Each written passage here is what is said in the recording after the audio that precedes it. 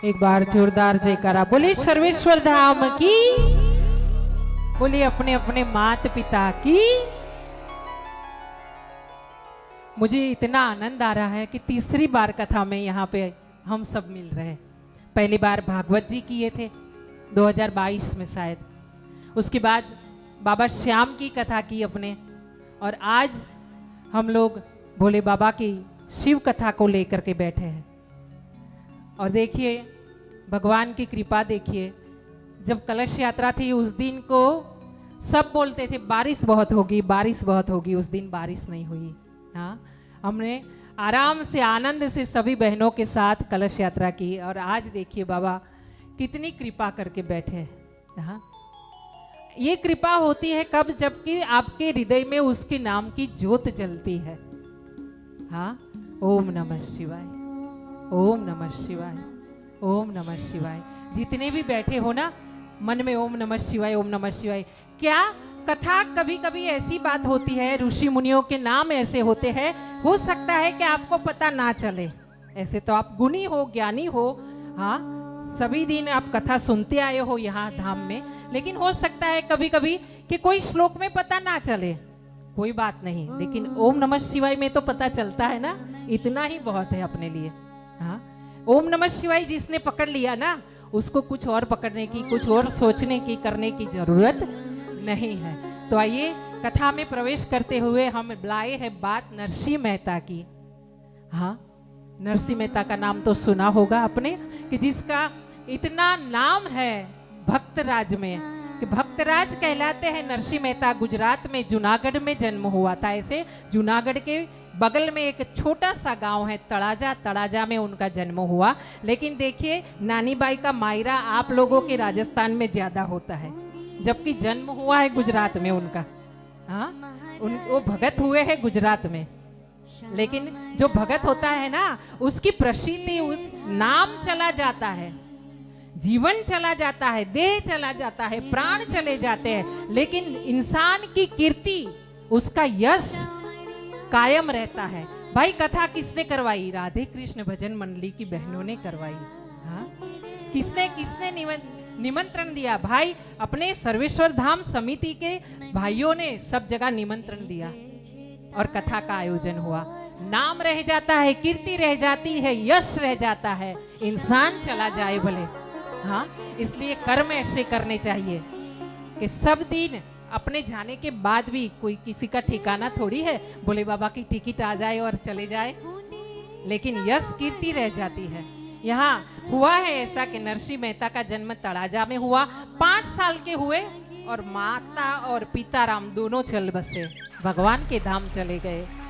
और जिस बच्चे के माता पिता ना हो ना, उसे तकलीफ है, समाज में, दुनिया में तकलीफ है। लेकिन यहाँ नरसिंह मेहता बहुत ही नसीबदार है। क्यों? कि उनकी दादी है।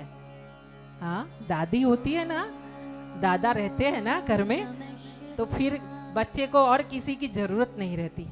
तो यहाँ बताया गया है कि माँ का नाम था गौरी लक्ष्मी देवी और पिता का नाम था कृष्ण दामोदर दास मेहता। देखिए नाम की कॉम्बिनेशन देखिए, माता का नाम है गौरी लक्ष्मी देवी और पिताजी के नाम है कृष्ण मेहता। हाँ, ये जोड़ी देखिए। और उसके बाद देखिए आगे है दादी, जो दादी है जय कुरीबाई। अब नरसिंह मेहता के बड़े जो भाई है वो थानेदार है, और थानेदार है, और उनका नाम है बंसीधर मेहता। उनका नाम क्या है? जय हो, जय हो। उनका नाम है बंसीधर मेहता, और उनकी शादी हो गई है, और उसी समय नरसिंह मेहता का जन्म हुआ है। पहले ऐसे होता था, बच्चे बड़े हैं, उसके छोटे छोटे भाई है। हाँ, तो यहाँ नरसिंह मेहता छोटे हैं, और बंसीधर भाई जो है उनका ब्याह हो चुका है, विवाह हो चुका है, और भाभी जी जो है वो बड़ी कड़वी है, करेले की तरह कड़वी है। हाँ, और नरसिंह मेहता के लिए उनके मन में कोई अच्छा भाव नहीं है। जो भी है, बैठ जाइए, बैठ जाइए आराम से। और यहाँ ऐसा बात हुआ है कि भाई भाभी जब कड़वी है तो दादी ने उनको संभाल लिया है। दादी जहाँ जहाँ भी कीर्तन होता है, जहाँ जहाँ भी सत्संग होता है, दादी अपने बच्चे को लेकर, नरसिंह मेहता जी को लेकर, 5 साल के बच्चे को लेकर के साथ में चलती फिरती है, लेकर के जाती है, सत्संग करवाती है। लेकिन तकलीफ एक है कि जब सब तरह से बढ़िया होता है ना, तब थोड़ी सी तकलीफ भगवान देते हैं। और तकलीफ यहाँ क्या है, नरसिंह मेहता देखने में अति सुंदर है, नाक नक्श एकदम सुंदर है, और घुंघराले बाल है, गोरा गोरा मुखड़ा है, बड़ी बड़ी आंखें, तिरछी तिरछी कटाक्ष नेत्र है, भगवान के जैसे। भगवान के जो भक्त होते हैं ना, भगवान उनको अपना रूप देते हैं। कई बार देखिएगा भगवान के भक्तों को भगवान अपना रूप दे देते हैं।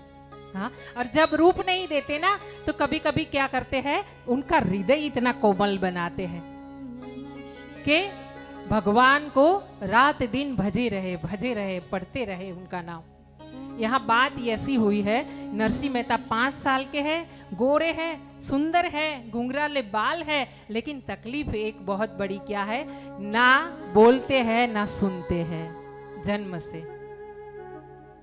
क्या तकलीफ है, गूंगे और बहरे हैं। नरसिंह मेहता गूंगे हैं, बहरे हैं, कुछ सुन नहीं पाते हैं। हाँ, और इसी करके उनकी भाभी उससे ज्यादा चिढ़ती है, क्योंकि सेवा करनी पड़ती है छोटे देवर की। यहाँ बात ऐसी हुई है कि दादी जहाँ भी सत्संग हो, कथा हो, वहाँ लेकर के भजन में जाती है। जाकर के जैसे ही महाराज जी को देखे सत्संग करते हुए, व्यासपीठ पे जिस महाराज जी को देखे, जाकर के एक ही बात करे, उसके चरणों में ये बच्चे को रख दे और रख करके बोले, भाई महाराज जी कुछ कीजिए, गुरु महाराज कुछ कीजिए, हमारा बच्चा नहीं बोलता है, नहीं सुनता है।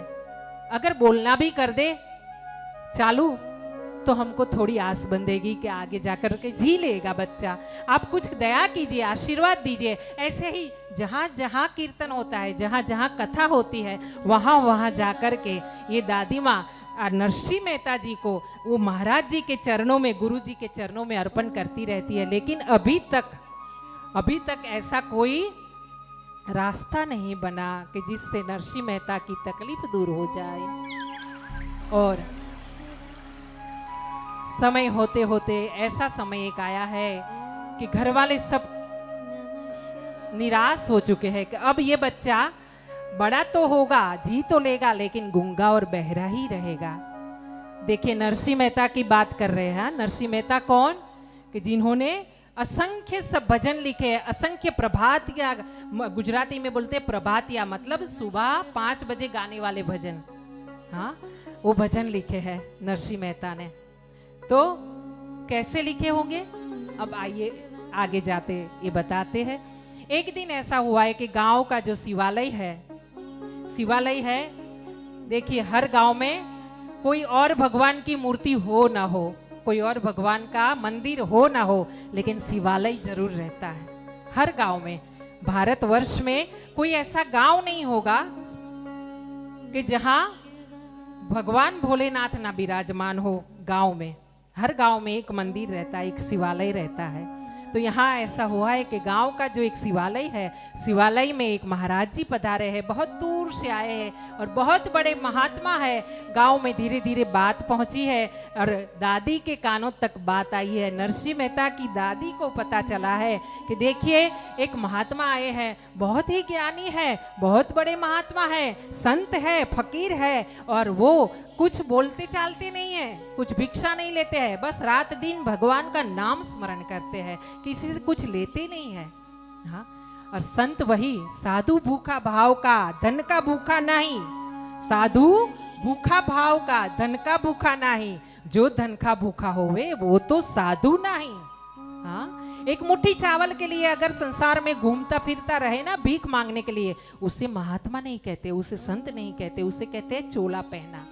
हाँ, चोला पहना।